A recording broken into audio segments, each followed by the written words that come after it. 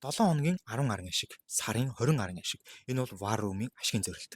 Хэрвээ та 1 сарын membership авч орж ирээд таны 1 сар байх хугацаанд чинь War Room-ийн дүн өөрөө 20 ашиг хүрч чадахгүй байгаа тохиолдолд та дараагийн 1 сарда үнэгүй байх боломжтой.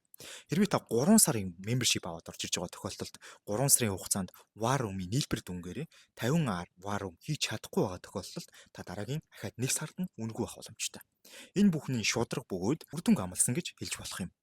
Тэгвэл энэ бүхэн өөрсдөө боломжтой юу? Мэдээж 7 хоногийн туршид хийгээд арилжгаа хийгээд 10 ашиг хийнэ гэдэг бол бидний хамгийн доотлон зорилт. Яагаад гэх юм бол бид 7 хоног 50 хүртэл хийж байсан тохиолдол байдаг. Тийм учраас энэ бүхэн боломжтой бөгөөд үнэхээр гайхалтай үр дүн юм. Тэгэхээр та хэрвээ War Room-д нэгтгэх шийдсэн бол сайтар бодоорой. Учир нь War Room өөрөө 10 дээшиж ашиг хийж болно, 10 доошож ашиг хийж болно 7 хоногт.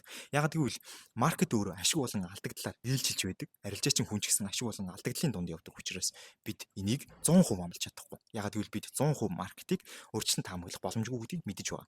Гэхдээ мэдээж ашигын зорилт маань 7 хоногийн 10-аар, сарын 20-аар 3 сарын 50 байсаар байх болно. Хэрвээ энэ ашигын зорилтонд хүрэхгүй бол танд 1 сарыг үнэгүй бэлгэлэх болно. Танд амжилт хүсье. Fix байла.